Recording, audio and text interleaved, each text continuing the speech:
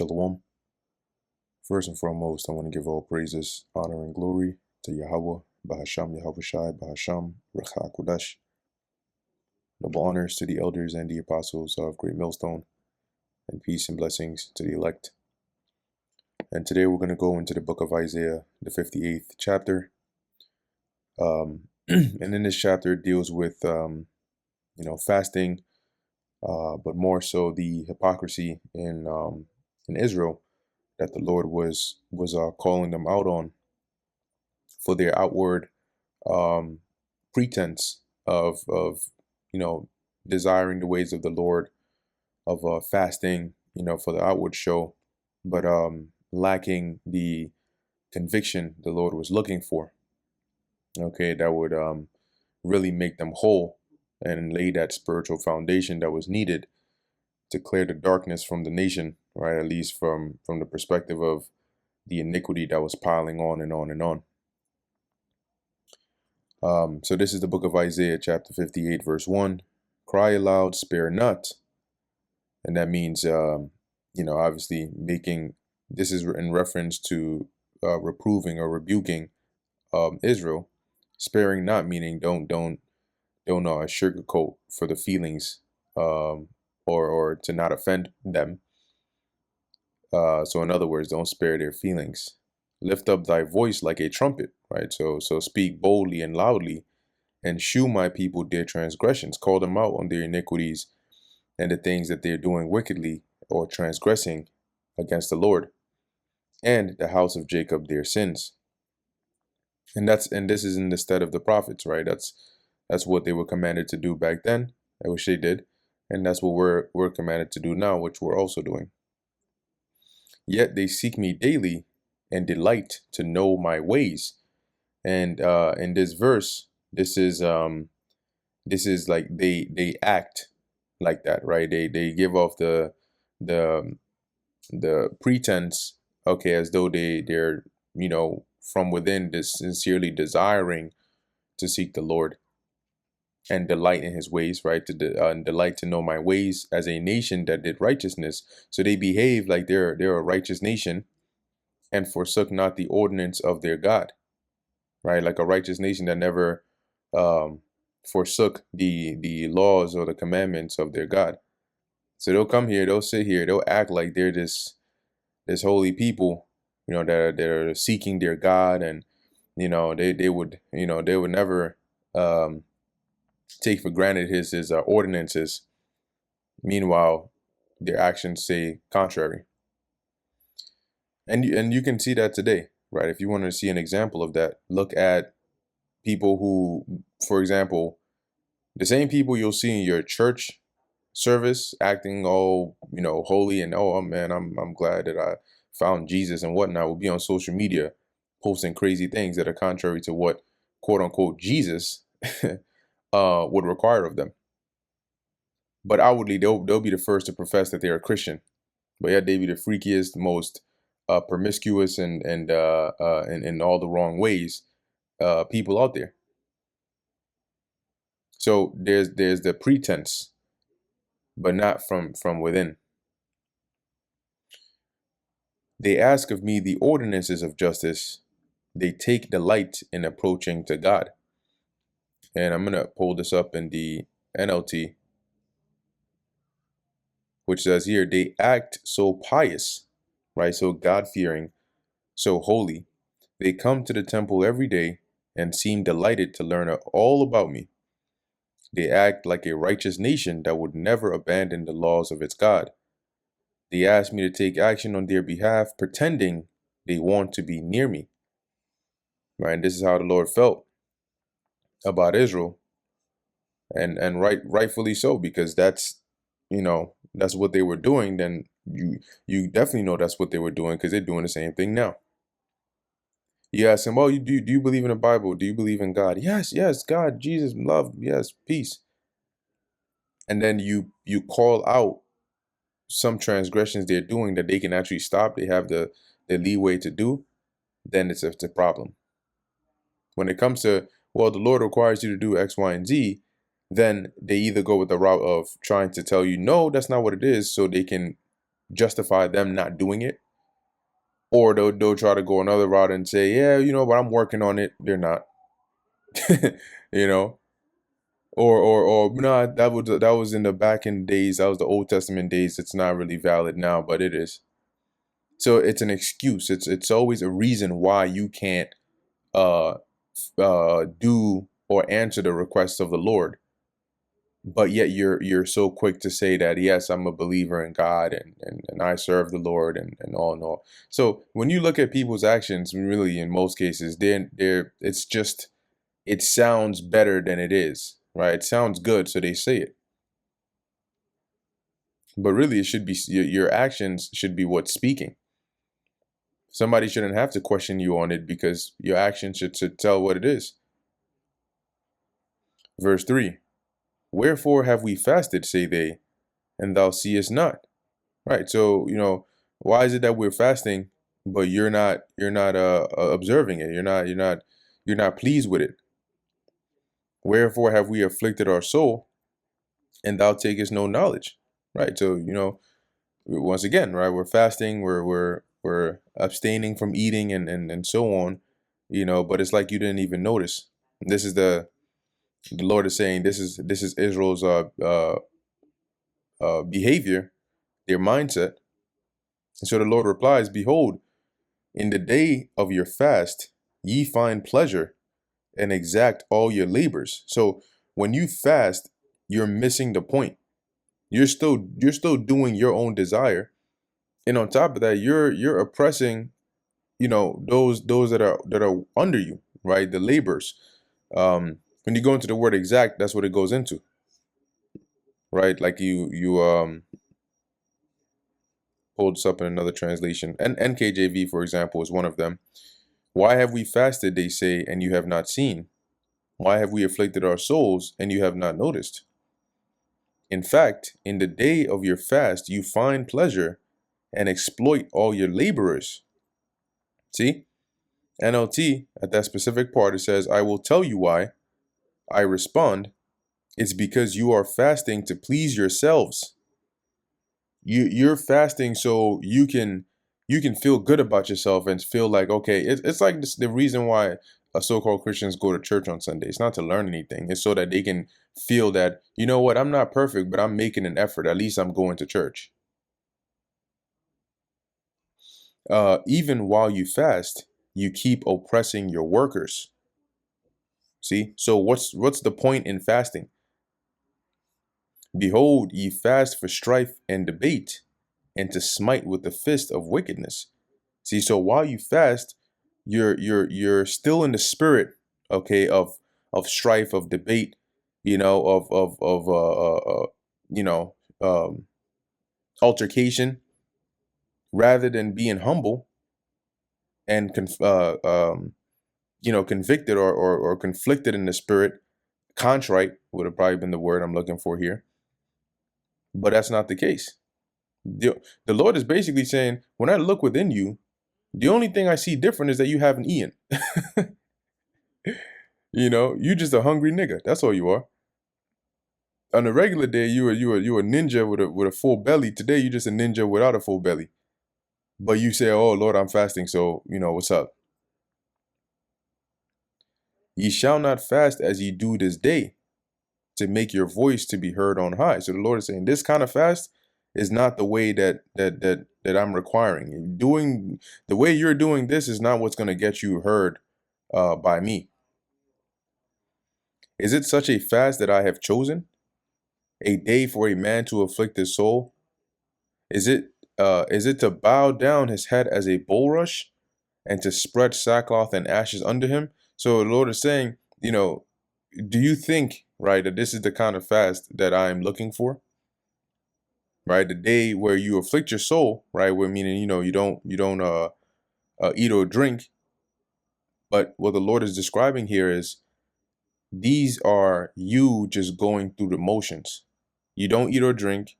You bow down your head, right, to give the appearance that you're going, you're afflicted. You're afflicting yourself, right? You put on sackcloth and ashes, and the bulrush. I looked it up here. A bulrush. This is what it looks like. I'm sure you've seen this before. And when you even look in this picture here, because of that heaviness at the top, oftentimes they're bent, right? There's like a little bending of them. Um, so that's why the example is comparing them bending over to being like a bulrush. Um, so the Lord is saying that you walk around, uh, basically going through these motions. Wilt thou call this a fast and an acceptable day of the day to the Lord? Right. So all you're doing is just showing outward things. Oh Lord, I haven't eaten. Oh look, I'm really going through it. But you're missing the point, because inwardly your intentions, your actions, they're still how they were before. You haven't changed. So the Lord is saying, do you think that this is what I'm looking for? Do you think this is what is acceptable to me? Is not this the fast that I have chosen, to loose the bands of wickedness, to undo the heavy burdens, and to let the oppressed go free, that and that ye break every yoke? Right. So the Lord is saying the fast that I'm looking for is when you let go of the wickedness, right? You loose the bands of wickedness, the oppressive and wicked ways that you've been living under for so long, to undo the heavy burdens, once again the oppressive ways, because that's what was going on, and going all the way even back to the time of Amos, Hosea, they were all prophesying about it. Okay, taking advantage of one another, oppressing one another, using corrupt ways, deceits, and to let the oppressed go free, and that ye break every yoke. And what this is signifying, as we're going to read into the next verse, is one who is sincerely, fasting unto the Lord, to say, Lord, whatever the case may be, to atone for your sins, or to beg for mercy, or whatever the case is there. You're showing the Lord that, Lord, I'm truly convicted in my spirit, not just to show you that I'm not eating, or I look like I am, but I actually am, and I'm changing my ways. And that's why the Lord is describing these things, these actions of a changed ways that show what he's actually looking for. Verse 7, is it not to deal thy bread to the hungry, and that thou bring the poor that are cast out to thy house? So basically being merciful, being showing hospitality, when thou seest the naked, that thou cover him, and that thou hide not thyself from thine own flesh, meaning, hiding from relatives or family members that need help. And the fact that the Lord is listing all these things shows you that these were some of the things that Jake were doing. Not taking care of one another, taking advantage of each other, supplanting one another, knowing that, somebody needs help and you can help, and they come to you, but you're like, dodging them every time. The Lord is like, nah, don't come and fast to me and then continue to do this. Change what you're doing. That's the whole point. That's what I'm looking for. It's like somebody does something wrong, right? And then, they're like, oh, I'm sorry. They cry about it and everything. And then they just keep on doing that thing again.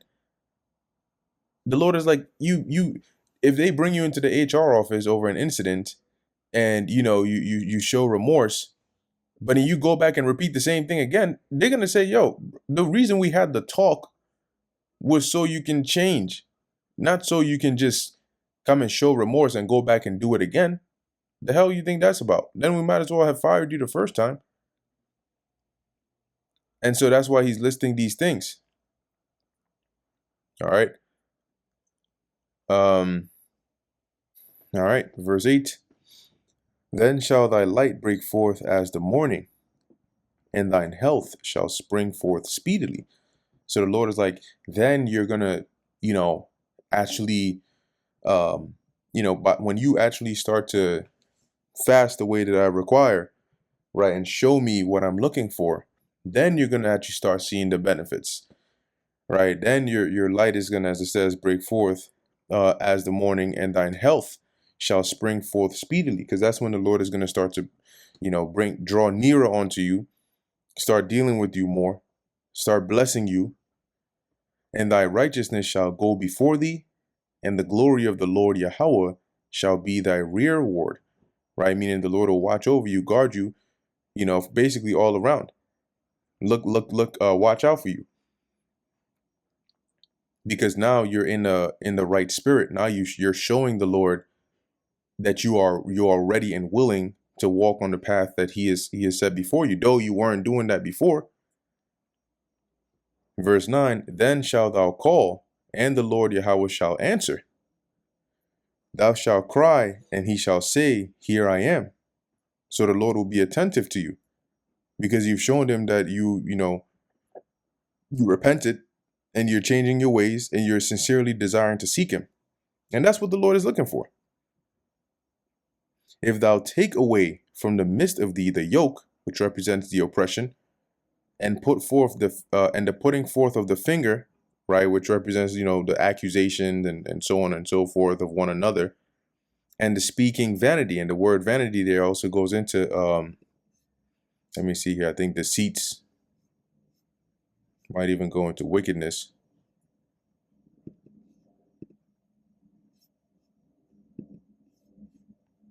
Right, trouble, wickedness, sorrow, idolatry. So the Lord is like, if you remove these things from the midst of you, meaning from a part of your way of life, a part of the things that you do, you stop doing those. And if thou draw out thy soul to the hungry, drawing out your soul to the hungry, meaning like you actually care, right? You're taking the time when you see this to address it, because at the end of the day, they're all still among your people, right? The Lord is and here the things the Lord is requiring is just basically, treat each other the way that I have said for you to treat each other, right? And satisfy the afflicted soul. And how would you do that? Help them out. Whatever it is that, if you have, whatever it is that they're going through, help them out. Then shall thy light rise in obscurity. Obscurity here going into like darkness. So as you do that, your light, which is a symbolic for your righteousness, is going to start to shine before the Lord out of that darkness. And thy darkness shall be as the noonday. So as to where, Israel looked like a nation covered in darkness because of all the ungodly deeds that they were doing, piling one on top of another, by changing your ways, turning to the Lord, fasting to the Lord, and sincerely showing that conviction, it would start to look like light shining and breaking forth out of that darkness, dispelling that darkness. Okay, and now you have a nice, beautiful, bright setting. Is what this is being likened onto. Verse 11, and the Lord Yahweh shall guide thee continually, and satisfy thy soul in drought, and make fat thy bones. So it's almost similar to like Deuteronomy 28, right? Like now that you do this, the Lord he's gonna be with you. He's gonna guide you, so other nations are not gonna be able to come and harm you. If there's a drought, you're gonna be good, right? Your crops are still gonna grow. You won't be affected, basically. And make fat thy bones. When your bones are made fat, it means you're nourished. And thou shalt be like a watered garden. And what happens to a watered garden? It grows in a good way, and it brings forth fruit, and it flourishes. And like a spring of water, whose waters fail not. So you're constantly going to be nourished. You're constantly going to be, taken care of. And also, obviously, in the spirit here, this would signify those that turn and seek the Lord, right, and follow the ways that are pleasing to the Lord, springing forth, meaning you're going to have the Spirit of the Lord dwelling with you, right, the Holy Spirit, which comes obviously by way of this truth, right? The truth is also likened onto these waters that is going to spring forth out of you, basically bringing forth that life. Verse 12, and they that shall be of thee shall build the old waste places. Thou shalt raise up the foundations of many generations. So by fasting the way that the Lord requires, you'd be laying that spiritual foundation, okay, that will set you up and the generations to come after in the right ways of the Lord. And it basically set you up for spiritual success. And thou shalt be called the repairer of the breach, because that breach, how did that breach end up happening? By letting that wickedness in, right? It's like a actual breaking or a cracking in a wall. And so by turning back to righteousness, you would be sealing that. You'd be repairing that. The restorer of paths to dwell in. And so the old paths or the righteous paths were destroyed or covered up or made unpassable by way of wickedness that was introduced, by way of iniquity, by way of oppressive ways and ungodly deeds and hypocrisy. But by turning back to the Lord, seeking that forgiveness, afflicting yourself in the way that the Lord desires, and turning over a new leaf, as they say, you would then be able to restore those paths by which you would walk down the paths of righteousness. Verse 13, if thou turn away thy foot from the Sabbath, from doing thy pleasure on my holy day, and call the Sabbath a delight, the holy of the Lord Yahweh, honorable, and shall honor him, not doing thine own ways, nor finding thine own pleasure, nor speaking thine own words. And what this is saying is on the Sabbath, right, the commandment is to keep it holy, right? It's a day of rest. So similar to the fast, right?